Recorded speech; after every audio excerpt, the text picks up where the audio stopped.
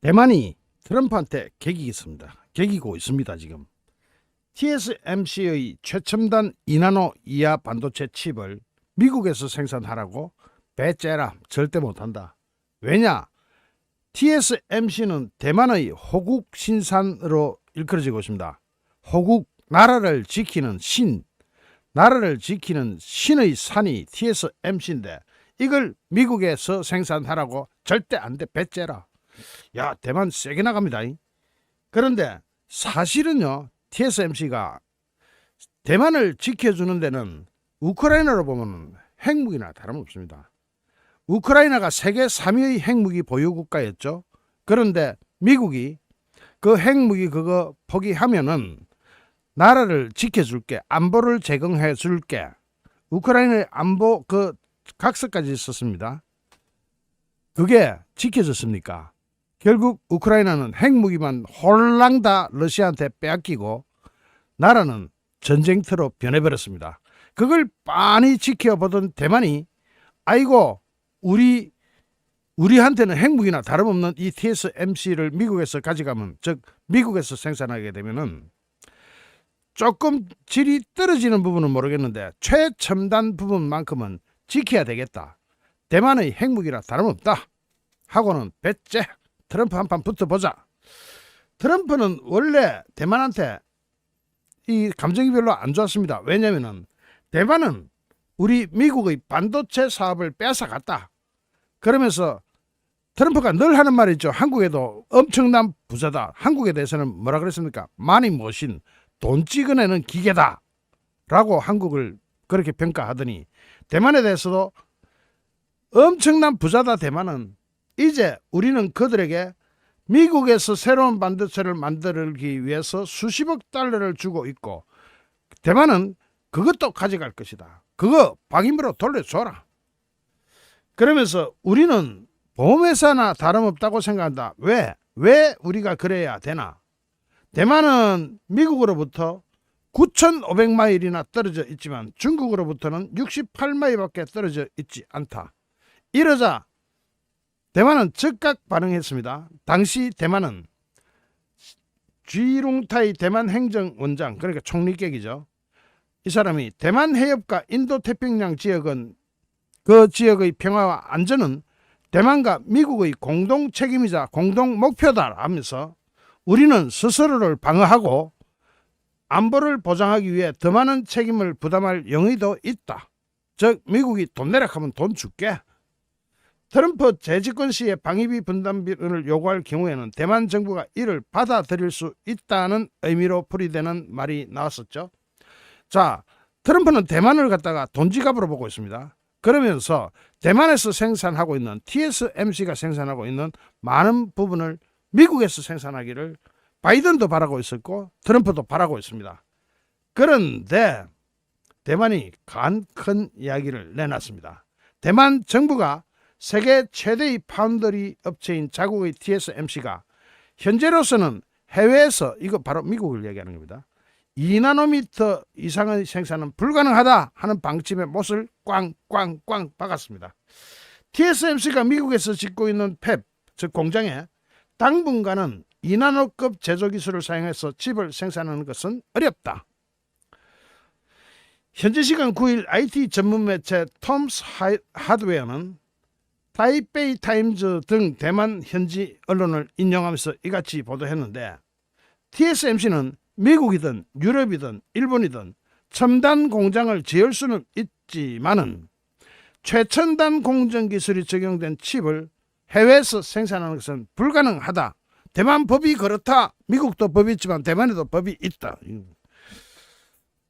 거저후이 대만 경제부 장관은 최근 타이베이에서 열린 경제위원회에서 출석해가지고 대만은 자체 기술을 보호하는 규정이 있기 때문에, 대만 법이 있기 때문에 TSMC는 현재 해외에서 2나노 칩을 생산할 수 없다고 딱 잘라 말했습니다.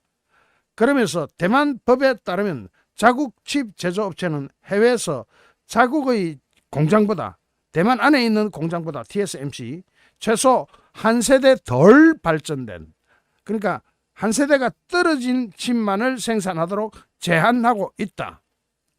TSMC는 현재 미국 애리조나주에 650억 달러, 약 90조 원을 투자해가지고 반도체 공장 3개를 짓고 있습니다. 1공장은 2025년에 본격적으로 가동될 예정이고 이곳에서는 4나노 칩까지 생산할 예정입니다. 그리고 2028년에 완공될 이 공장에서는 TSMC는 2나노 또는 3나노 공정을 생산할 예정입니다. 그러면은 문제는 트럼프의 영향입니다. 디지털 타임즈 등 외신은 트럼프 2기는 TSMC의 2나노 생산을 푸시할 수 있다, 압박할 거다. 하지만 대만 정부가 나서서 이것을 제재하고 나선 만큼 2나노급 조기 생산은 어려울 수 있다. 외신들은 이번 언급을 통해서 대만 정부는 최신 기술을 국내에서 유지하고자 하는 강한 의지를 보여준 것이라서 미국과 대만 간의 긴장감이 감돌 수밖에 없다라고 분석하고 있는데 이게 왜 그러냐. 자, 대만으로서는 TSMC 최첨단 기술까지 미국에서 생산하게 되면 미국이 대만을 보호할 이유가 없어지는 거 아니냐. 미국이 대만을 보호해줘야 되는데 미국 생각은 미국에서 저 만들어라. 만들면은 그게 누구한테도 좋고 우리한테도 좋고 하는 걸로 사탕발림으로 꼬시고 있는데 그거 가만 생각해 보니까 너가 우크라이나한테 핵무기 다 포기하도록 만들어 놓고 실제로 그 당시 부다페스트 각서 그거에 의해서 핵무기만 뺏어가고 안보는 제공하지 않았잖냐. 부다페스트 각서 당시에는 우크라이나 안보 너가 지켜줄게 미국이 그랬잖냐 그거죠. 그러고 나서는 핵을 포기하고 나니까 러시아가 쳐들어오니까 우크라이나 전역은 전쟁터가 돼버렸고 그 비극을 왜 우리가 되풀이하니? 자, 대만으로서는 상당히 큰 그런 입장을 나타냈습니다. 트럼프는 트럼프대로 또 계속 푸시를 할 겁니다. 거기에 대해서 과연 어떤 결론이 날지는 모르는데 일단 트럼프의 눈치를 보는 것은 중국에 대해서는 AI 반도체 생산을 중국에서는 오더를 받지 않겠다, 주문을 받지 않겠다고 파이낸셜 타임즈 등 외신이 보도한 바 있죠. 파이낸셜 타임즈는 소식통을 인용해가지고 TSMC가 7나노미터 이하의 반도체 주문을 중국으로서부터는 받지 않겠다 하고 중국 고객사들한테 통보를 했다는 겁니다. 이 중에 미국의 압력에 의해서 그런 것도 있고 대만이 자체적으로 트럼프 보니까 저거 세네 싶어가지고 7나노급 이하는 중국에는 공급 안 할게 하고 중국 고객사들한테 통지를 다 끝냈다는 겁니다. 사실은 이게 단도직입적으로 중국 고객사라고 보기는 좀 힘들죠. 완전히 돈 세탁하듯이 중국에서도 요리조리 주문 업체를 돌려가지고 TSMC한테 물건을 받아갔는데 그거 싹 끊어내겠다. 이에 따라서 AI 클라우드를 위한 반도체 설계에 막대한 투자를 해온 중국의 알리바바와 그리고 바이두 등 중국 빅테크 기업들에게 타격이 클 것으로 보인다고 파이낸셜 타임즈는 짚었는데 TSMC의 이런 조치는 트럼프 당선인이 1월 달에 재집권할 것을 염두에 두고 미국한테 미리 좀 잘 봐주소 하는 건데 그래도 중국에다가 공급하는 건 우리 안 할 테니까 미국에서도 2나노급 이하 최첨단 공정은 생산 못하겠다. 그러니까 우리나라에서 즉 대만에서 이걸 생산하고 있어야 중국이 깝죽대는 것을 막아줄 거 아니냐. 자, 어쨌든 트럼프로서는 일단은 중국하고 대만이 반도체로 밀착하는 것은 막은 셈이죠. 그러니까 TSMC가 알았어. 중국 고객들한테는 더 이상 오더 안 받을게 하고 딱 잘라주는 대신에 미국에서 최첨단 2나노 이하 공정도 미국에서 생산 못해. 트럼프가 뭐라 하든 대만에서 생산할 거야. 그러니까 대신에 우리 방위비 좀 부담해 줄 테니까 너희들이 우리 대만을 보호해줘. 이 TSMC 하나 이거 완전히 대만에서는 호국 신산으로 여기고 있는 그 업체가 어떤 제일 중요한 것을 미국에다가 빼앗길 수는 없다. 그건 절대 안 돼. 배째 이런 거는. 대만이 오래간만에 강단 있게 나가는 거는. 그 트럼프는 어떤 대책을 세울까요? 일단은 TSMC가 중국에다가 물건 대주는 거는 완전히 막을 겁니다. 즉 돈 세탁하듯이 뱅글뱅글 돌려가지고 TSMC로부터 7나노 이하의 반도체가 들어가는 거는, 중국으로 들어가는 거는 완전히 막아준다. TSMC도 중국 고객들한테는 오다도 받지 않고 줌도 받지 않고 제3국을 통해서 돈 세탁하듯이 들어가는 것도 막아줄게. 우리 절대로 안 할게. 트럼프 좀 봐줘. 대신에 우리 거 뺏어가지 마. 뭐 우크라이나에서 뭐 핵폭탄, 원자력 폭탄 뺏어가고 나서는 우크라이나가 저렇게 떡이 되도록 터지고 있는데 미국 보호 안 하고 오히려 발 빼려고 하잖아. 어쨌든 트럼프도 상당히 괜찮은 뭐 상황이 되는 것 같습니다. 여기서 트럼프가 중국이 만약에 대만을 침공할 때는 트럼프 이야기가 그겁니다. 관세를 200%로 올린다. 뭐 이런 식으로 이야기를 했는데 그때 나갔던 말이 시진핑도 내가 미친놈인가 안다 이겁니다. 이거는 조선일보에 많이 나와가지고 여러분 다 읽으셨을 텐데 못 보신 분들을 위해서 한번 요 부분 짚어볼게요. 그래야 총괄적으로 이해가 됩니다. 트럼프 미국 대통령이 시진핑을 잘 알고 있고 그들도 나를 잘 안다. 내가 재임하고 있을 때는 우크라이나나 타이완 침공 같은 일은 절대로 일어나지 않을 것이라고 하면서 어떻게 시진핑에게 타이완의 봉쇄를 만료할 것이냐는 질문을 받자 트럼프는 아주 쉽다. 나는 시진핑이랑 매우 강력한 관계를 맺고 있고 그는 내 친구라고 말하는 멍청한 소리는 하지 않겠지만 잘 지냈다. 그가 말을 하고 트럼프 소위 플로리다 리조트에 묵어서 더 잘 알게 되었고 그는 강렬한 사람이라고 하면서 만찬 중에 시리아 폭격 얘기를 합니다. 시리아를 방문하고 있는 시진핑 앞에 말을 하고 해서 트럼프를 방문하고 있는 시리아 앞에서 말이 오늘 까이네. 시진핑 앞에서 죄송합니다. 지금부터 안 꺼일게요. 말을 하고에 방문하고 있는 시진핑 앞에서 우리 전투기가 미국의 전투기가 방금 시리아의 한 공항에서 미사일 58기를 발사해서 당신네 사람들은 위험하지는 않는 것 같고 거기로 가고 있는 중이다 라고 하자 이를 들은 시진핑은 다시 말해달라 하면서 긴장을 했어요. 중국인들 어떻게 피해 볼까 봐. 그래서 당신 영어할 줄 알잖냐 하면서 다시 이야기해줬다. 그 사람 아주 훌륭한 포커 플레이어였다. 포커 페이스를 나타내더라. 처음에는 분노한 표정 같았는데 다시 말해주니까 오케이 하고 넘어가더라. 그러면서 시진핑이 만약 타이완을 침공하려고 든다면은 당신이 타이완을 공격한다면은 이거 정말 하고 싶지는 않지만 관세를 아주 세게 물릴 거예요. 150%에서 200% 정도 올리겠다고 말했다고 합니다. 그런데 시진핑은 관세 같은 거 만약 대만 침공하려고 그러면 관세 같은 거는 신경 안 써요. 오히려 막 그 정도라면 됐다. 그래도 대만 침공하겠다라고 들어갈 가능성이 많은데 대만으로서 볼 때는 트럼프가 이렇게 시진핑하고 내고 하는데 고작 관세를 꺼내들었다. 이것이 대만으로 볼 때는 오히려 위기요인이 될 수 있죠. 그래서 아마 대만으로서는 죽자 살자고 아마 최첨단 2나노 이하의 공정은 미국에서 생산하지 않겠다는 겁니다. 미국에서 생산하는 순간 대만은 가치를 잃어버리기 때문에 배째라. 대만도 상당히 강단이 있습니다. 어쨌든 대만이 어느 정도 잘 대처하고 있는 것 같기도 하고 저러다가 트럼프 성질 박박박박 긁어놓으면 트럼프가 또 뭘 할지 모르기 때문에 조금 위험해 보이기도 하고 그렇습니다. 그래도 일단 2나노급 이하는 절대로 미국에 생산 안 하겠다. 배째라고는 하는 대만. 우리나라 삼성전자는 여기서 가만히 있어도 뭔가 얻을 것 같기도 합니다.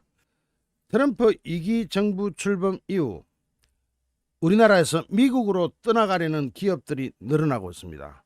그 바람에 우리나라에 있는 로펌 그리고 미국하고 제휴하고 있는 로펌이나 세무법인, 세무사들이 행복한 비명을 지르고 있다고 합니다.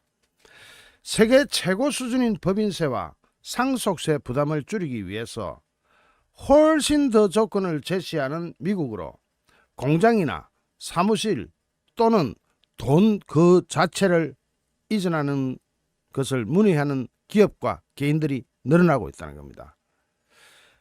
일국의 부는 그 나라가 보유하고 있는 자본과 기술 등등 여러 가지 요인으로 좌우되지만 특히 자본이 축소되면 대책이 없습니다. 부자를 적으로 돌리고 있는 민주당, 왜 망국당인지, 나라를 망하게 하는 당인지 한번 살펴보겠습니다. 그야말로 지금 자본업계에서는 땡큐 트럼프, 트럼프 고맙다, 굿바이 코리아, 한국 미래는 없다, 땡, 대탈출 러시를 이루고 있을 것 같습니다. 민주당이 어떤 족쇄를 채워놨기 때문에 한국 자본들이 다 떠날 궁리만 하고 있을까요? 김상훈 트리니티 대표 변호사는 트럼프가 대통령에서 승리해가지고 미국은 법인세와 상속세가 더욱 인하되거나 적어도 최소 아무리 안 해도 현재의 상태는 유지할 것이라는 그런 스탠스가 예상되면서 법인세와 상속세 모두 세계적으로 최고 수준인 대한민국을 떠나가지고 미국으로 이전하려는 법인과 개인 자산가들이 늘어날 것으로 예상된다면서 이로 인한 관련 법률 상당 등으로 로펌과 세무법인들도 바빠지고 있다. 어느 정도로 바빠지고 있는지는 좀 이따가 보겠는데 여러분 이거는 잠시 한번 보십시오.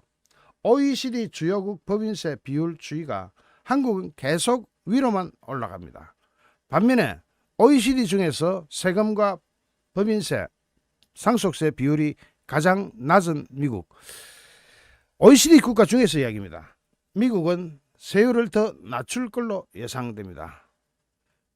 상속세 하나만 보겠습니다. 미국은 부모 합산 2,600만 달러, 우리 돈으로 360억 원까지 상속세와 증여세가 한 푼도 없습니다. 무료. 우리나라는 현재 30억 원만 넘어가도 아파트 좀 좋은 거 하나만 가지고 있어도 세율 50%에 할증세까지 붙습니다. 여기에다가 트럼프 당선인은 법인 세율을 현재의 21% 수준에서 15%까지 낮춘다고 합니다. 자, 우리나라는 26% 가까이 됩니다. 여러분은 26%의 법인 세율과 15%의 법인 세율을 적용하는 나라가 있다면 어느 나라로 가고 싶겠습니까? 특히 트럼프는 상속세와 증여세 면세 한도를 지금 360억 원보다 더 상향 조정하겠다는 공약을 내놓고 있습니다. 아니, 우리나라보다 12배나 다 면세 혜택이 높은데 그걸 또 올려준다고 합니다. 우리나라는 30억 원만 넘어가면은 절반이 떼끼고 거다가 할증까지 붙는데 미국은 360억 원까지 봐주고 그것도 더 높이겠다고 합니다. 400억이 될지 500억이 될지. 그러면은 우리나라 기준으로 뭐 한 4, 50억 가지고 있는 사람은 미국에 가면은 상속세고 증여세고 땡 전화번 안 내도 됩니다. 여러분은 그럴 때 어느 나라에 가서 상속을 하고 싶습니까? 자, 지금 2000년대 이후 우리나라 및 OECD 평균 법인세 부담률 추이만 봐도 우리나라는 끝간 줄 모르게 올라갑니다. 지금 현재 26.4% 정도의 실효세율을 나타내고 있습니다. 이런 상황에서 디지털 타임즈가 기획 기사를 썼습니다. 자, 재계에서는 미국의 리쇼링 이니셔티브, 한국이 기업 수출 대국이 될 수도 있다는 우려를 보이고 있습니다. 한국이 미국에다가 물건 팔아먹는 게 아니고 아예 자본하고 기술하고 몽땅 들고 미국으로 수출되는 기업의 수출 대국, 이게 될 수 있다고 합니다. 그동안 우리나라에서 법인세율, 상속세율, 증여세율을 계속 깎아나가는 것을 부자감세라고 해오던 민주당, 결국 우리나라 자본 털털 다 털리고 나면은 우리나라에 뭐가 남습니까? 껍데기만 남겠죠. 그걸 민주당 지지자들은 마치 평등 사회를 추구하는 것처럼 이야기합니다. 아닙니다. 진짜 평등한 사회가 되려면 그 나라 자본이 두둑해야 되고 그 자본에서 나오는 무언가로 국민들이 먹고 살 수 있어야 됩니다. 고용이 일어나서 먹고 살든 아니면 그 사람들이 쓰는 돈으로 소비를 상승시켜서 먹고 살든 내수 경기를 진작시켜서 먹고 살든 어떤 방법으로도 우리나라에 자본이 남아 있어야 됩니다. 그런데 우리나라 자본 다 털리고 나면 개털이 될 텐데 그 개털 민주당은 계속 부자 감세 이러면서 재벌에 대한 특혜라고 이야기합니다. 그런데 미국은 눈이 없습니까? 그런 비판, 당장 쿠팡, 네이버 웹툰, 야놀자 등등도 미국 증시 상장을 추진하고 있는데 이 기업들 역시도 한국 시장보다, 한국에서 사업하는 것보다 미국에서 사업하는 것이 훨씬 세금도 작게 내고 또 돈을 벌어가지고 상속을 해줄 때도 거의 공짜니까. 그리고 쿠팡, 네이버 웹툰, 야놀자 뿐입니까? 대기업들도 해외 생산 거점과 법인을 만들어내고 있습니다.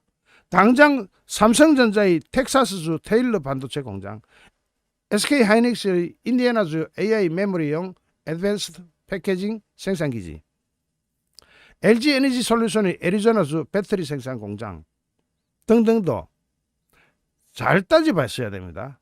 왜 미국에 지겠습니까? 미국이 물론 지어라 하니까 미국이 지어라 해서 안 지을 수가 있느냐? 그것 때문이 아닙니다. 혜택이 되니까 가면 돈도 주고 세금도 적게 내고 상속세 부담도 없고, 여러분 같으면은 거기다가 보조금까지 주겠다고 바이든 행정부는 그랬는데 트럼프는 보조금 안 준다. 대신에 관세를 올리겠다. 이것도 잘 봐야 됩니다. 관세 그 부담 올리고 미국에서 경쟁력을 가지는 것보다 미국 안에서 지면 관세가 땡 없잖아요. 거기다가 세금도 낮아. 이 부분 좀 이따가 자세히 보겠습니다. 수출입은행 통계에 따르면 트럼프 1기 때 2017년부터 올해 2분기까지 한국의 대미 투자 금액은 계속 상승 곡선을 이어가는 중입니다.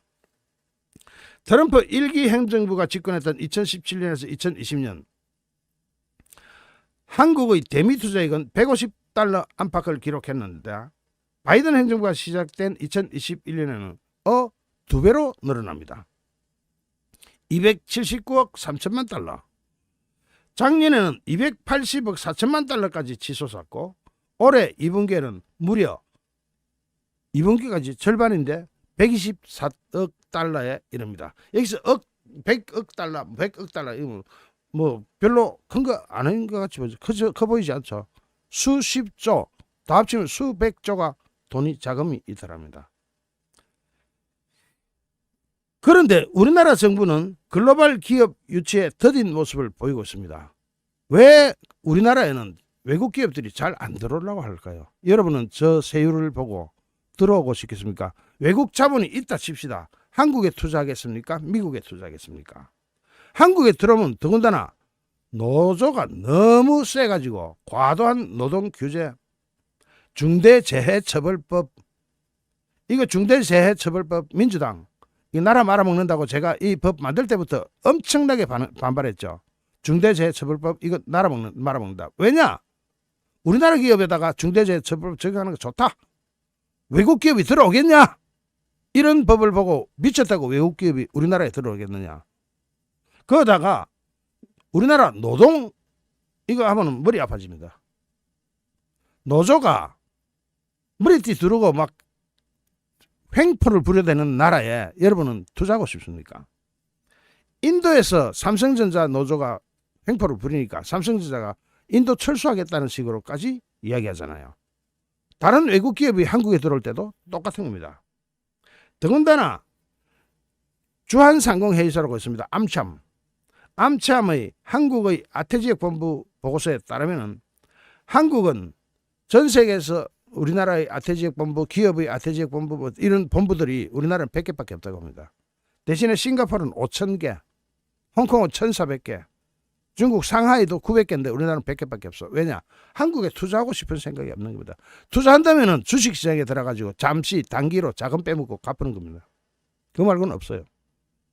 이런 가운데 우리나라 국내 기업마저 해외 이탈이 가속화될 경우 자본 유출을 넘어서 산업 생태계까지 그냥 작살이 날 우려가 있습니다. 정정훈 기획재정부 세제실장은 지난 8일 날 여의도 국회에서 열린 2024 세법 개정안 토론에서 우리나라 상속 세율은 지구상에서 가장 높다. 국경 간의 자본 이동이 지금처럼 자유로운 시점이 없었죠. 국경 자본이 그냥 막 클릭 한 번으로 넘어다니는 상황에서 세율이 과도하게 책정되면 자본과 기업의 해외 유출 위험이 커진다라고 말했습니다. 민주당은 이런 소리 들립니까? 안 들립니까? 특히 정부는 이거 안 되겠다. 이대로 가서는 안 되겠다. 해가지고 상속 세율을 개정할 뜻을 밝혔습니다.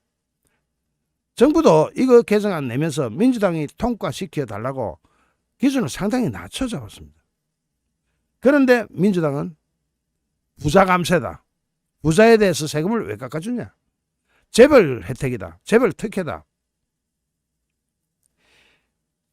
더군다나 정태호 민주당 의원이 하는 말, 윤석열 정부 3년 동안의 감세 정책으로 97조 3천억 원의 감세가 있었다. 감세 효과는 고소득자에게만 집중됐다고 합니다. 사실일까요? 우리나라 감세 효과요. 외국 자본이 들어오기 시작하는 순간 그거는 다 상쇄되고도 남습니다. 아예 못 돌아오게 하는 게 문제죠. 그런 상황에서 우리나라 정권시장에서 자본이 얼마가 이탈했느냐? 140조 원의 대한민국 자본이 우리나라 개미 투자자들이 서학개미라는 이름으로 미국 주식을 보유하고 있는 것만 뒤에 나오죠. 140조 원을 돌파했습니다. 아니 어떻게 140조 원이 우리나라 이 140조 원이 장난입니까? 우리나라 1년 예산의 4분의 1입니다. 해외 주식에 투자하는 국내 투자자를 서학개미라고 합니다. 서학개미들의 미국 주식 보관액이 사상 처음으로 1,000억 달러를 돌파했습니다. 1,000억 달러면 1조 4천억입니다. 140조입니다. 140조 원. 국내 정시가 박스권에 머무는데 미국 정시는 트럼프 대선 승리 등으로 인해서 상승장 기대감이 커지고 있기 때문에 지금도 달러 환전해가지고 미국 주식에 투자하는 사람 무궁무진하게 많을 겁니다. 어제 날짜 10일 날 한국 예탁결제원에 따르면 국내 투자자의 미국 주식 보관액은 지난 7일 결제일 기준으로 1,013억 6,571만 달러를 기록했습니다. 관련 통계를 집계하기 시작한 2011년 1월 이후 최대치입니다. 우리나라 돈이 우리나라 주식시장에 투자가 되지 않고 미국에 다 투자해버립니다. 금투세니 뭐니 말도 꺼내지 말아야 될 것을 그거 폐지해야 되는 겁니다. 말도 꺼내지 말아야 될 것을 민주당 이재명은 그걸 가지고 고민을 하다가 이제 겨우 버스 지나가고 난 뒤에 손 들어줍니다. 버스는 저만치 지나가고 나서 다 매연만 남기고 사라졌는데 이제서야 금투세 폐지하겠다. 이미 약발 다 떨어졌습니다. 특히 지난달 31일 기준으로 910억 6,587만 달러였는데 이게 일주일 만에 103억 달러가 늘어나 버렸습니다. 약 14조 원이 일주일 만에 트럼프가 당선됐다. 미국 가자 하면서 다 우리 정시에서 자금 이탈해 버렸습니다. 이러면은 우리나라 정시가 어떤 지경이 될까요? 미국 자금이 들어왔다. 미국 자금이 빠져나가는 것이 아니라 우리나라 주식 투자자가 한국 자금을 빼가 미국에 다 투자해버립니다.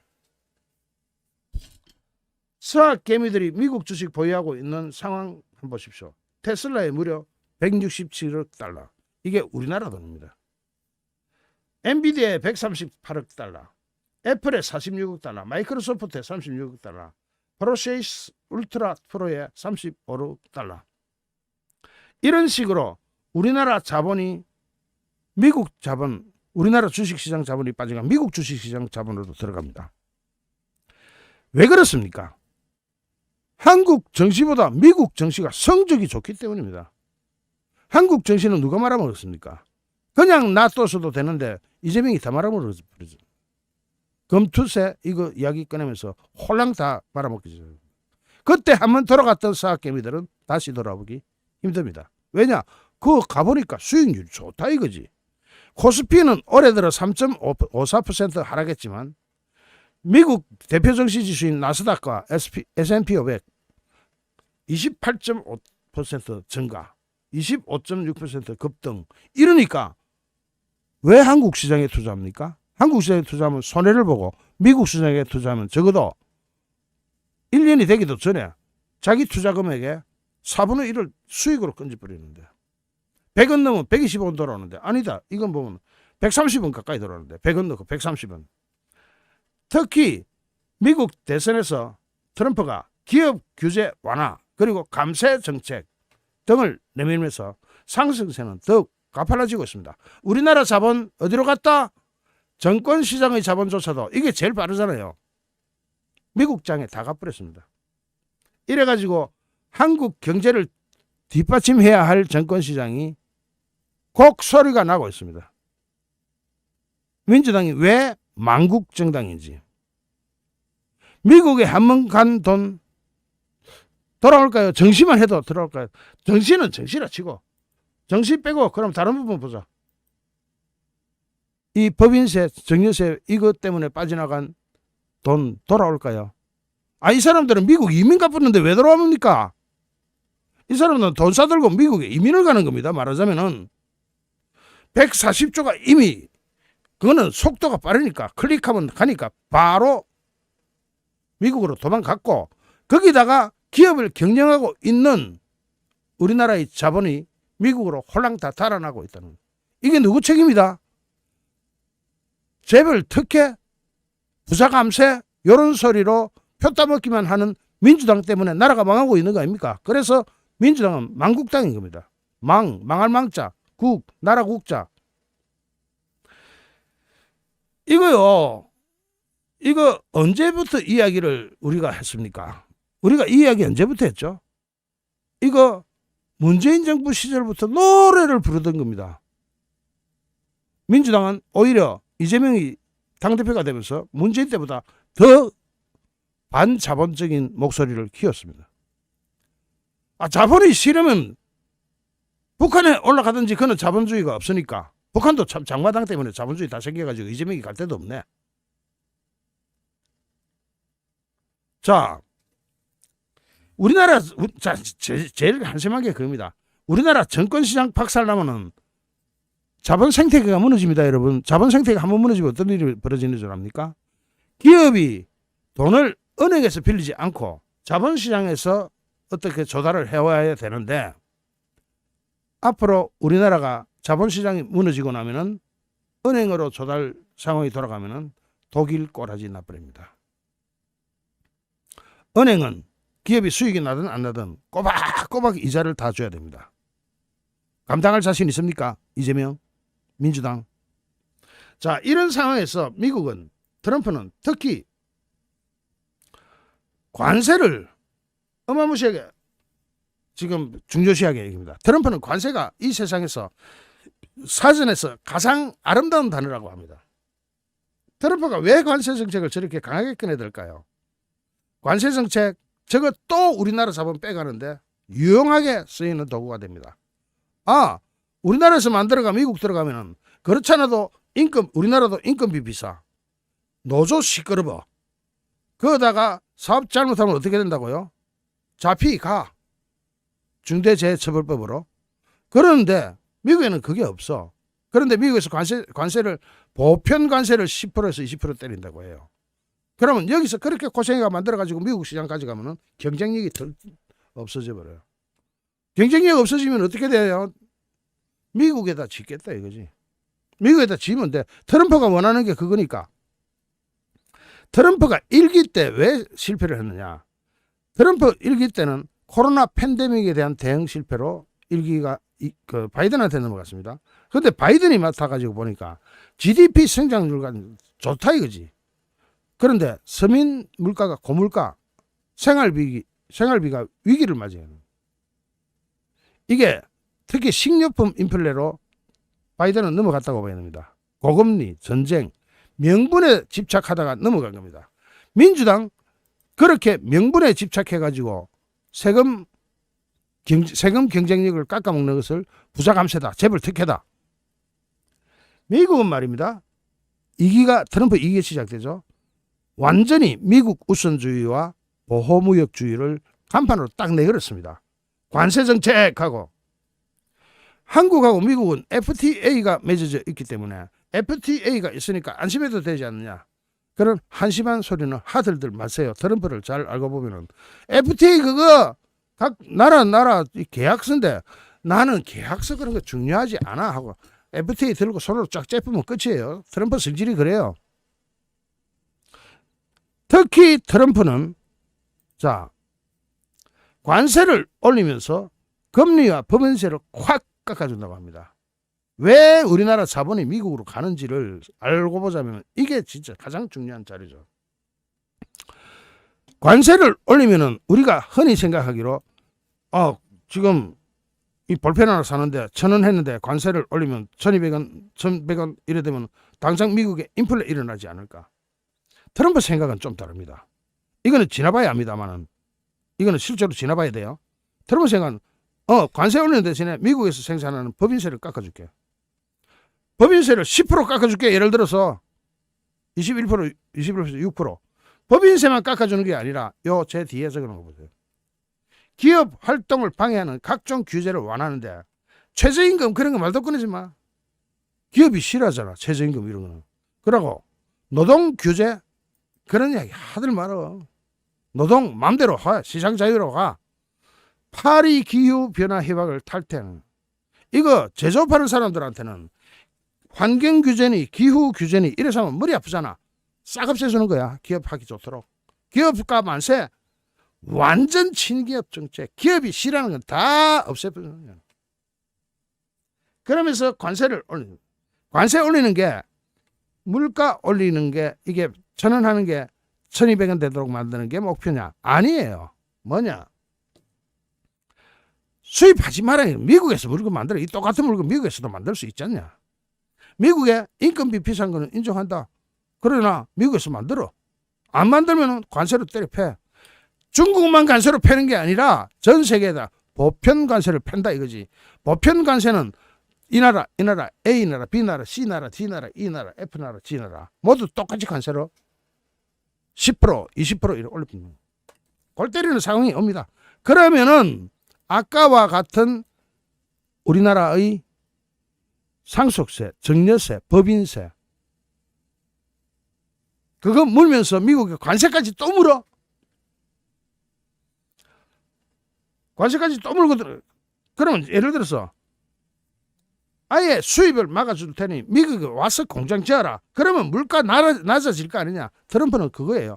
공공연하게 이 이야기를 선거 유세 때마다 하고 다녔습니다. 그러면서 각국의 관세를 올리면은 전 세계 관세대가 다 따라 올라갑니다. 당장 EU도 관세 올릴 거 아닙니까? 그러면은 전 세계는 약간의 디플레이션이 유도됩니다. 아주 심각한 것이 아닌 약간의. 그게 10%의 물가는 오히려 잡는다는 겁니다. 관세 물어도 미국 내 소비자 물가 안 올라간다는 게 트럼프 계산입니다. 만약에 트럼프 이론이 맞다면은 이거는 베스트 아이디어죠. 트럼프가 진짜로 그렇게 계산을 하고 있다면 그건 맞겠지. 그러나 그건 지나봐야 되는 건데 역사적으로 관세를 한 나라가 이렇게 힘센 나라가 올려버리면 다른 나라도 다 따라 올리게 돼 있고 이것은 세계적으로 생산량을 위축시킬 수밖에 없죠. 미국의 소비가 줄어든다. 생산량 위축. 세계 GDP 역시 약간 줄어들 수밖에 없습니다. 세계 GDP가 있는 데서 줄어든다는 게 아니라 증가율이 줄어드는 겁니다. 약간 둔화된다는 거죠. 그래서 트럼프는 오히려 미국을 제외한 전 세계 미국만 살자. 트럼프는 그거예요. 미국 국민한테 늘 하는 이야기가 뭡니까? 아메리카 퍼스트에서 이제는 아메리카 only로 간다고. 아메리카 only는 뭡니까? only 단 하나 미국만 위해서. 아메리카 퍼스트에서 아메리카 only로 가면은 다른 전 세계는 저성장의 고착화를 유도할 수가 있고 성장을 좀 너 성장 좀 그만해라. 그만 커. 한국도 그만 크고 일본도 그만 크고 중국은 아세 관세를 받아 60% 때려가지고 크지만 중국 그냥 가고 다른 나라는 그만 조금씩 그만 커라. 그 대신에 미국이 클게. 어떻게 보면 놀부 심보인데 그 놀부 심보가 미국 납세자들한테는 딱 맞아떨어지는 이익이 되는 거예요. 더군다나 이게 미국에서는 전반적으로 전 세계가 저성장이 고착화돼 주면은 전 세계가 약간의 디플레 현상을 효과를 가져올 것이고 미국 물가는 관세 포함해도 낮아질 것이고 이거는 미국인들한테는 정말로 좋은 아이디어인데 한국인한테는 재앙입니다. 그냥 미국인들한테는 대빵이죠. 한국인들한테는 재앙이 됩니다. 세계 GDP 증가율이 떨어진다는 것은 수출로 먹고 사는 우리나라 같은 데는 법인세도 못 챙기고 근로자 소득도 일자리가 줄어들면 못 챙기고 하청산업의 소득도 원청이 줄어드니 하청도 줄어드는 수밖에 없고 그래가지고 우리나라는 각종 소득을 놓치게 되고 미국은 이익을 먹게 됩니다. 자, 그러면 이걸 어떻게 탈출하느냐? 무엇보다도 내수 규모를 키워서 탈출해야 됩니다. 수출이 안 될 때는 내수가 커져야 되죠. 그런데 일본은 내수 규모를 키우면 됩니다. 대책이 돼요. 왜냐? 인구가 1억이 넘지 않습니까? 내수 규모를 제대로 키워서 대응하려면 기본적으로 인구가 1억이 넘어야 된다. 그런데 한국은 인구 5천만인데 그나마 줄어들고 있습니다. 인구 5천만의 대한민국은 내수만 키워가 먹고 사는데 분명히 한계가 있습니다. 거기다가 AI로 대표되는 첨단 기술력, 이거는 생산률을 어마무시하게 높일 겁니다. 이를테면은 정말로 뛰어난 AI를 장착한 휴머노이드, 사람과 똑같이 생긴 로봇이 공장에서 일하면은 인건비가 안 나갑니다. 전기세만 나가죠. 이 부분은 미국을 따라잡기도 힘듭니다. 미국을 어떻게 따라잡아 그 기술력을. 우리나라도 열심히 하고 있지만 그런 상황에서 뭐라고? 부자 감세다, 재벌 특혜다, 그런 소리 하고 있는 민주당. 진짜로 나라를 망하게 하는 당입니다. 나라를 완전히 망하게 합니다. 여기에 대해서 대책을 세워야 됩니다. 그 대책은 우리 정부에서도 열심히 지금 강구하고 있고 윤석열 대통령도 오래간만에 8년 만에 골프를 치면서 트럼프하고 친교의 시간을 늘리기 위해서 노력하고 있죠. 대책 세우고 있어요. 그 대책이 잘 먹힐 수도 있습니다. 우리 민간에서도 각자가 다 노력하고 연구하면서 저 같은 사람도 일개 유튜브에 불과하지만 대책을 수립하고 고민을 하고 있습니다.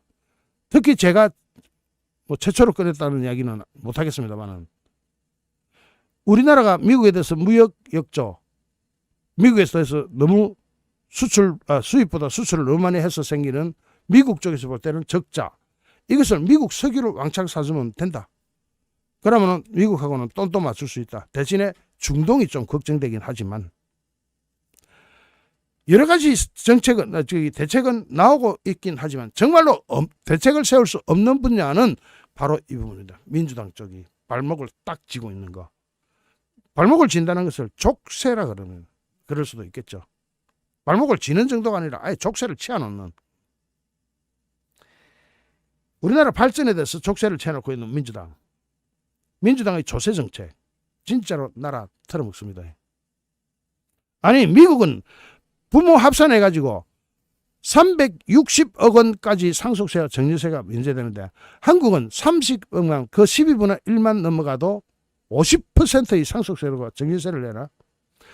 미국은 법인세를 21%를 15%로 깎아준다는데 우리나라는 26.5%, 그것도 비싸다고, 그것도 싸다고 민주당은 더 올리고 싶죠. 그것 조금 깎아주는 것도 부자 감세다. 이거.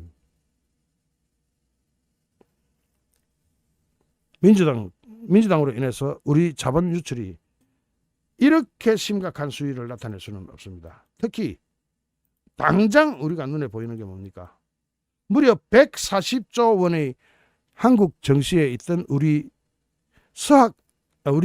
개미 투자자들의 자본이 140조 원이 미국으로 가버렸다는 겁니다. 미국으로 다 갔어요. 140조 원이. 이 140조 원 돌아올까요? 우리나라 1년 4분의 1 예산인데 한 번 미국으로 간 자본 다시는 돌아오기 힘듭니다. 힘들어요.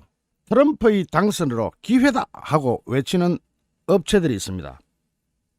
특히 유럽 방산 업체들이 김칫국을 제대로 마시고 있습니다. 유럽 방산 업체들이 과연 트럼프의 정책으로 또는 우크라이나 전쟁 종식이나 트럼프가 유럽 국가들에게 압력을 가하고 있는 GDP 대비 방위비를 인상해라 하는 압력으로부터 유럽 방산업체들이 기대를 나타내고 있는 것, 그리고 방산 자체에 트럼프 리스크도 지적되고 있습니다. 반면에 우리나라 방산업체들은 사상 최고의 실적을 올리고 있습니다. 그 사상 최고의 실적이 앞으로 어떤 기회 요인과 위기 요인이 있는지 한번 살펴보겠습니다. 우리나라 방산업체들은 지금 정말로 이 4개 대표적인 4개 업체가 실적 발표를 다 했는데 보니까 어마무시합니다.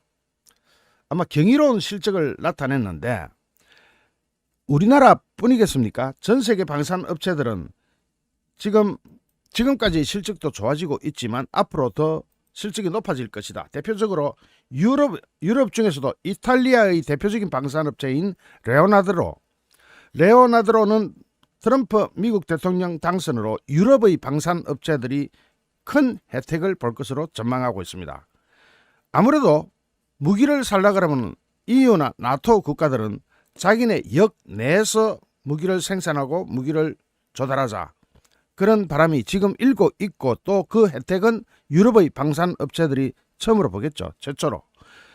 로이터 통신에 따르면 로베르토 친콜라니 레오나드로 대표는 애널리스트들과의 통화에서 트럼프 당선인이 유럽에 더 많은 방위비 분담을 요구하고 있다면서 트럼프는 유럽이 글로벌 방위비 투자에 더 효과적으로 참여하기를 원한다. 그렇게 되면 레오나드로 같은 유럽의 방산업체들이 국방 예산 증가로 혜택을 볼 수밖에 없다. 이 말은 일견 굉장히 맞고 일견 좀 이상하게 됩니다. 왜냐하면 유럽의 방산업체들은 이제 어쩔 수 없이 웃으면서겠죠. 각 국가들이, 유럽 국가들이 방위비를 올리면은 어쨌든 유럽의 방산업체들이 첫 번째 수혜 대상이 될 것이다. 혜택을 받을 것이다 하는데 큰 이견은 제기하기 어렵습니다.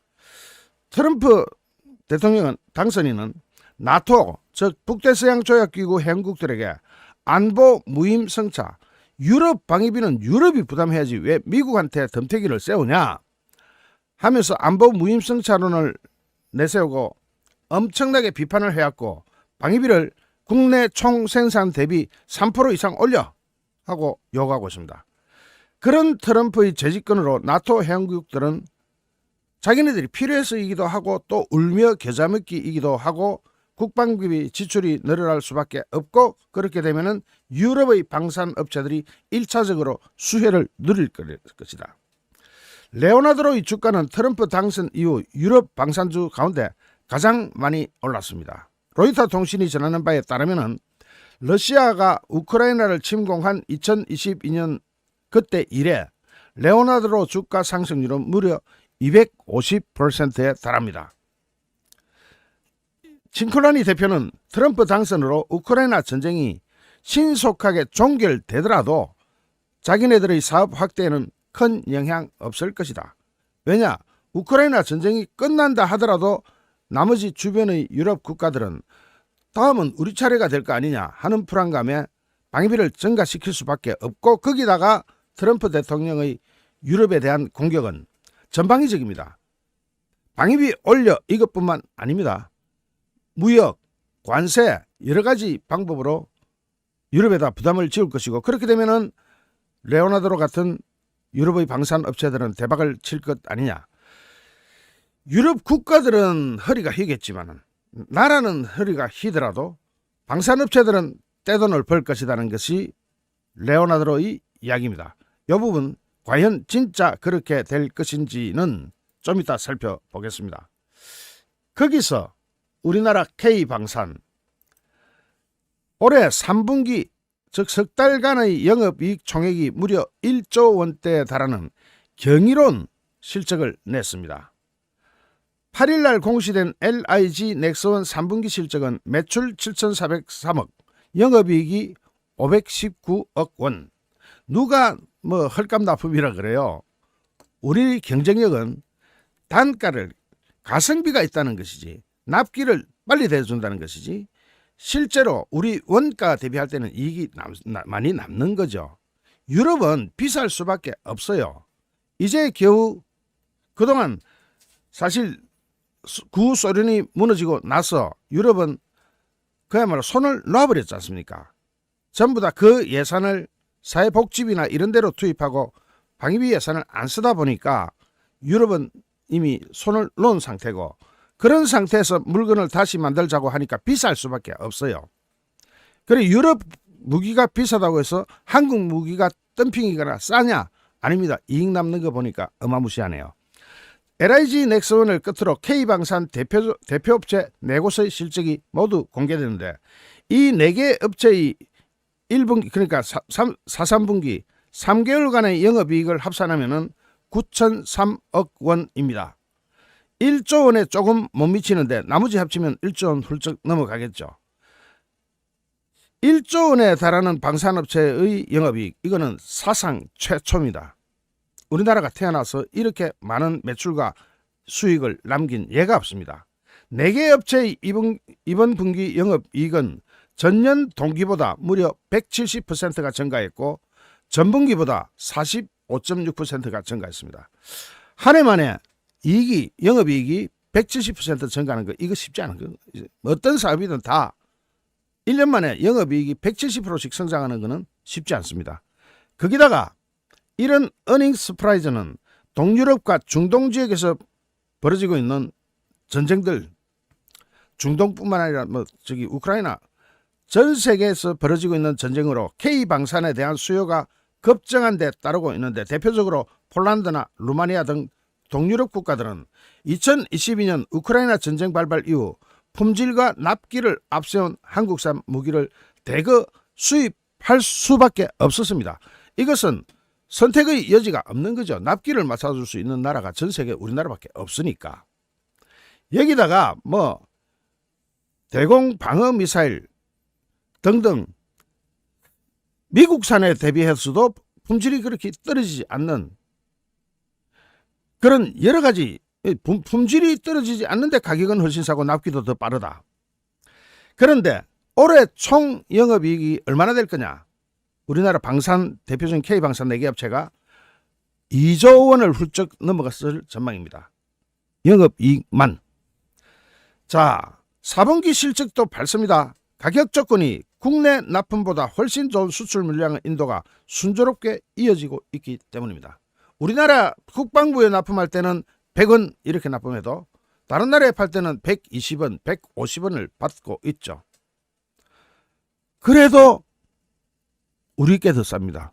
품질은 더 좋은데 우리 국방부보다 더 비싸게 받는데 그래도 우리께 더 싸고 좋습니다. 그게 가성비죠. 하나 에어로스페이스는 폴란드에 8조 2천억 원어치의 K9 자주포, 천무 다연장 로켓 등을 납품 중이고, 이거는 4분기에도 증가할 것으로 보이고 이미 내년 물량까지도 다 확보를 해놓은 상태죠. 그런데 현대로템은 K2 전차 폴란드 수출 계약분 중에 올해 56대를 인도하는 것을 목표로 분기별로 순차적으로 납품하고 있습니다. 방금 K9, 그 다음 K2, 그럼 FA-50 공격기 빠질 수 없죠. 카이는 다목적 경공격기 FA-50 폴란드 수출분 48대를 올해부터 실적에 반영하고 있습니다. LIG 넥스원도 중동 국가의 천궁2 납품을 진행 중입니다. 내년 이후에도 방산업체들은 수주 잔고가 충분하기 때문에 이럴 때 방산 주식을 사놨어야 되는데 정말 그렇죠. 자, 가지고 계신 분들은 축하하고, 문제는 이런 호황이, 방산 호황이 트럼프의 등장으로 과연 장밋빛이기만 하냐, 여기에 대해서는 우리가 전략적으로 굉장히 고민을 해봐야 되는 부분이 있습니다. 자, 스톡홀름 국제평화연구소 시플이라고 하죠. 여기에 따르면 지난해 전 세계 국방비는 전년 대비 6.8%가 증가해가지고 2009년도 이후 가장 높은 상승률을 기록했습니다. 일단 지정학적으로 리스크가 확대된 국가들이 자체적인 방어 시스템 구축을 위해 방위비를 점점 정액하는 기류가, 거기다가 자국 우선주의가 이를 더 강화시킬 전망이라는 것도 나옵니다. 안정적인 무기 체계와 기술력, 신속한 납기, 이런 능력을 갖춘 국내 방산업체들의 글로벌 고객들은 그만큼 더 늘어날 수밖에 없다는 것이 지금까지의 전망이었습니다. 대표적으로 K9 자주포, 여기는 이미 나토 회원국 6개국을 포함해서 한국 빼고도 전세계 9개 나라에서 운용하거나 운용을 앞두고 있습니다. 실제로 트럼프 대통령이 당선이 확정되자 국내 주식시장에서는 기대감을 반영하듯이 방산업계 주가가 펄쩍 뛰어 올랐습니다. 그런데 이 리스크도 존재합니다. 우선 트럼프 대통령이 러시아 우크라이나 전쟁을 24시간 만에 끝내버리겠다라고 큰 소리를 친 점, 일단 러시아와 우크라이나의 전쟁이 끝나거나 완전 끝나거나 아니면 축소될 경우 글로벌 방산 수요의 감소가 불가피합니다.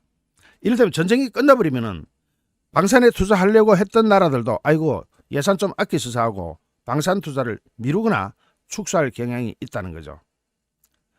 이 부분 굉장히 민감하게 보셔야 됩니다. 더군다나 트럼프의 자국 우선주의, 트럼프는 아메리칸 퍼스트, 무조건 미국 우선주의, 이거는 미국의 조달시장 접근성을 저하시켜가지고 한국 기업의 미국 시장 진출에 어려움을 촉발할 수가 있습니다. 트럼프는 제일 먼저 우리나라 윤석열 대통령하고 통화하면서 조선업 이야기를 했죠. 조선업, 이거는 우리가 미국의 빈틈이기 때문에 미국이 사실상 조선 능력이 굉장히 저하되어 있습니다. 떨어져 있습니다. 그 부분은 미국의 빈틈이죠. 여기는 우리가 깃발 꽂고 막 만세 부르며 들어갈 수 있는 그런 분위기는 형성되어 있습니다. 특히 MRO 같은 경우는 우리 말고는 할 데도 별로 없습니다. 물론 필리핀이 좀 할까, 일본도 MRO는 잘 안 하려 그러죠. 자, MRO가 무엇에 대한 전초전입니까? 그렇습니다. 함선, 미국 함선을 직접 우리나라에서 또는 미국에 있는 한국 조선소에서 제조할 가능성이 커지고 있죠. 그렇지만 다른 부분, 조선을 제외한 다른 부분은 어떻게 될까? 우리가 기대하고 있는 많은 부분이 미국 우선주의라는 트럼프의 등장으로 오히려 브레이크가 걸릴 가능성이 생기는 거죠. 거기다가 중동 국가들에 대한 지금 수출 통제, 바이든 행정부도 그랬고 유럽 국가들도 그랬고 중동 국가들에 대해서 특히 사우디아라비아가 뭐 좀 구매하려고 하면 거기 저기 인권이니 뭐니 하면서 PC주의를, 정치적인 올바름 이런 거를 지나치게 강요하면서 사우디나 아랍에미레이트에 수출을 금지했습니다. 안 했습니다. 근데 트럼프는 그런 거 없죠. 트럼프는 그런 거 없다고 하면은 사우디나 아랍에미레이트는 돈은 차고 흘러 넘치는데 무기는, 그러니까 미국산을 가장 선호하는데 미국이 허락을 안 하고 유럽이 허락을 안 하니까 한국산을 많이 사갔습니다. 그러면 미국이, 트럼프가 그런 거 없다, 이제부터는 미국도 사우디아라비아하고 아랍에미레이트 편들어주면서 미국 무기를 마음대로 살 수 있게 한다면 과연 한국 무기를 사겠느냐, 미국 무기를 사겠느냐. 율촌에서도 이런 보고서가 나왔네요. 친사우디 성향을 드러내온 트럼프 당선인이 집권하게 되면은 사우디아라비아와 아랍에미레이트에 대한 바이든 행정부의 수출 통제 조치를 완화할 가능성이 높다. 그렇게 되면은 향후 중동의 방산 시장에서 한국과 미국이 경쟁할 수밖에 없고 그 경쟁은 심화될 수밖에 없다. 자, 당장요, 아랍에미레이트나 사우디아라비아는 미국산 무기를 그렇게 좋아합니다. 그 미국이 바이든 때문에 수출 통제에 걸리니까 한국산 무기를 대거 가져갔죠. 그런데 트럼프가 미국산 무기 제한 없다 하고 확 풀어버리면 어떻게 되겠느냐. 그때는 그건 모른다는 거죠. 방산 수출은, 특히 방산 수출이라는 자체가 국가 간 외교에서 결정되는 경우가 많습니다. 그래서 민간 기업들 혼자서, 민간 기업만 명확한 방향성을 찾기가 쉽지가 않습니다. 그래서 민관의 적극적인 협력 관계가 요구되는 게 바로 방산입니다. 지금 같은 이런 수출 기조를 유지해 나가기 위해서는 미국하고 경쟁해야 되는데, 미국하고 경쟁할 때 우리 정부의 적극적인 어떤 전략, 작전, 이것이 없으면은 민간 기업들 뭐 K방산 4개 업체 이런 데만 믿어가지고는 답이 안 나올 수가 있다. 특히 우리나라는 방산조차도 수출 다변의 속도를 내면서 글로벌 시장에서 방위비 정액이 예상되는 국가들을 집중 공략해야 되는 전략을 펴야 되는데 우리나라 방산은 잘하면 지금보다 더블 또는 따더블로 성장할 수 있습니다.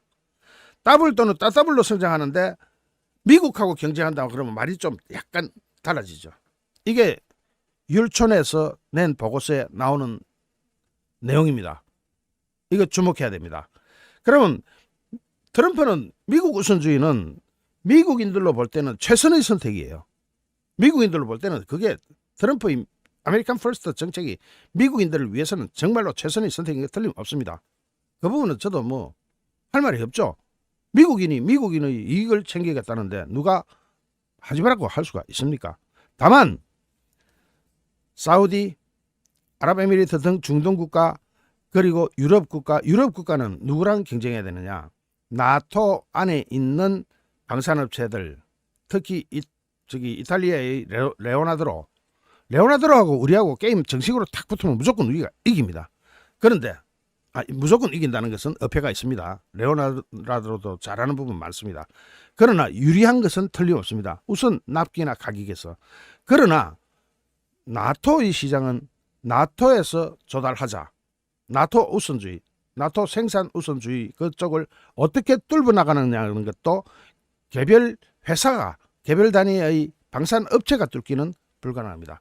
여기서 정말로 중요시되는 것은 대한민국 정치권, 특히 여야, 윤석열 대통령은 이걸 뚫어 나갈 수 있는 어떤 전략이 있고 또 대한민국 영업사원 1호로서 이것을 뚫어 나가는 의욕도 그리고 실적도 굉장히 좋습니다. 민주당이 발목만 잡지 않으면 이 역시도 위기를 헤쳐나갈 수가 있을 겁니다. 그런데 민주당은 날이면 날마다 눈만 뜨면 윤석열 대통령 발목 잡는 게 일입니다. 저는요, 보수주의자 중에서 윤석열 대통령과 한동훈 어느 쪽 편도 들지 않는 중립을 지키는 쪽입니다. 왜 그런지는 1년만 지나면 여러분이 답을 딱 내게 됩니다. 그렇게 보수끼리 찢어지다가는 나라를 말아먹습니다. 국가가 위험해져요. 어쨌든 자꾸 보수 하는데 제가 자유우파라는 단어를 쓰자고 한 사람이 저기 때문에 자유우파가 어떤 선택을 할 것이냐는 것도 굉장히 중요합니다. 여기서 러시아는 지금 이제 어떻게 나오냐? 트럼프 측근들이 제시한 해법을 경청하겠다라고 나오고 있습니다. 그러면 전쟁이 어쩌면 트럼프가 큰 소리 쳤던 대로 트럼프 취임 하루 만에 24시간 안에 전쟁이 끝날 수도 있습니다. 그때를 대비해서는 어떤 무기와 어떤 전략으로 나갈 것이냐. 그리고 나토끼리의 집단 이익주의는 어떻게 돌파할 것이냐가 우리나라에서는 물론 마련됐을 겁니다. 거기에 대한 전략이. 특히 윤석열 대통령 들어서 방위산업에 대한 투자나 관심 그리고 직접 세일즈를 다니고 있는 그런 전략은 다른 정권에서 이걸 제대로 한 적이 없습니다. 특히 문재인 정권에서는 꿈도 못 꾸던 일입니다. 거기에 대해서 국민적 지지가 모여야 됩니다. 윤석열 대통령 영업사원 1호로서 이런 트럼프 리스크를 포함해서 유럽 지역의 자기네 나라, 자기네 지역 우선주의를 돌파할 수 있는, 미국은 미국대로 자국 우선주의, 유럽은 유럽대로 방산에 있어서만큼은 그 영내 우선주의, 영내 방산업체가 생산하도록 해야 된다는 분위기. 중동은 중동대로 미국 무기와 한국 무기가 경쟁할 때 과연 어떤 무기를 선택할 것이냐에 대한 헷갈림. 물론 사우디나 아랍에미레이트하고 우리가 거래가 끊어진다 이런 얘기는 아니에요. 전혀 영향을 안 받을 수도 있습니다. 하지만 미국산 무기하고 직접 직통으로 겨루게 되는 시장은 우리한테 반가운 시장은 아닙니다. 바이든 때까지만 해도 무기 수출 제한을 상당히 많이 걸어왔는데 트럼프는 막 싹 없앨 생각이기 때문에 그게 미국의 이익에 엄청난 미국의 국가 이익에 엄청난 도움이 되기 때문에. 자, 어쨌든 레오나르도가 나서가지고 자기네가 막 유럽 방산 업체한테는 엄청난 기회가 다가오고 있다 하는 이 부분은 우리가 뚫어야 되는 부분입니다. 레오나르도하고 경쟁도 하고 때로는 협조도 하고 우리나라가 유럽하고 협조하고 있는 방산 부분 많습니다. 많아요. 각종 뭐 타우러스 미사일부터 대표적으로 한번 봅시다. 타우러스 우리나라랑 공동 생산하기로 했죠. 이런 식으로 협조할 부분이 많기 때문에 그런 협조할 부분과 경쟁할 부분을 적절하게 선택해 가지고 유럽 시장 공략해 들어가면은 우리 방산의 미래는 밝다고 할 수 있습니다. 그러나 모든 데는 국력뿐만 아니라 국론이 일치해야 합니다. 특히 방산 수출에 대해서만큼은 야당의 발목 잡기를 어떻게 돌파해 나갈 것이냐가 굉장히 중요한 숙제가 됩니다. 잠시 후 또 다른 주제로 여러분을 찾아뵙겠습니다. 시청해 주신 여러분께 진심으로 감사드립니다. 여러분 고맙습니다.